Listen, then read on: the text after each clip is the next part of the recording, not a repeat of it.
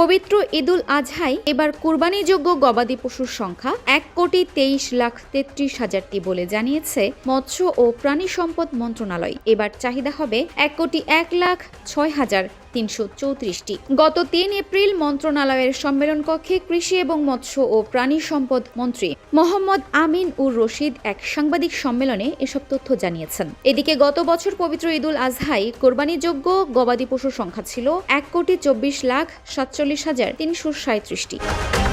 গত বছর কুরবানির পরে 33,10,000 পশু উদ্বৃত্ত ছিল। আসন্ন পবিত্র ঈদুল আজহা 2026 উদযাপন উপলক্ষে কুরবানির পশুর চাহিদা নিরূপণ, সরবরাহ এবং দেশের প্রত্যন্ত অঞ্চলে কুরবানির পশুর অবাধ চলাচল পরিবহন নিশ্চিতকল্পে ওই সংবাদ সম্মেলনের আয়োজন করে মন্ত্রণালয়। ওই সময় মৎস্য ও প্রাণী সম্পদ প্রতিমন্ত্রী সুলতান সালাউদ্দিন টুকুও উপস্থিত ছিলেন। মন্ত্রী আমিনুর রশিদ বলেন, আশা করি চাহিদার চেয়ে উৎপাদন বেশি, কোনো শর্টেজ হবে না। এবার কুরবানিযোগ্য 56,98,878টি গরু মহিষ, 66,32,360টি ছাগল ভেড়া ও 5,655টি অন্যান্য প্রজাতির প্রাণীর প্রাপ্যতা রয়েছে।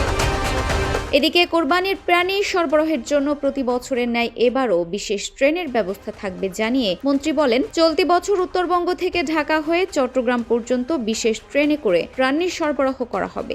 এছাড়া রাস্তা ও পশুর হাটে কঠোরভাবে চাঁদাবাজি রোধ করতে কাজ করবে সরকার। অন্যদিকে রাজধানীর 2 সিটি কর্পোরেশনের আওতায় 27টি পশুর হাট বসবে। এসব হাটে প্রাথমিক চিকিৎসা দিতে 20টি ভেটেরিনারি মেডিকেল দল ও 2টি বিশেষজ্ঞ মেডিকেল দল নিয়োজিত থাকবে। এছাড়া সারা দেশে 3,678টি হাট বসবে, যেখানে ভেটেরিনারি সেবায় টিম থাকবে। অনেক বড় বাজারে একাধিক টিম থাকবে।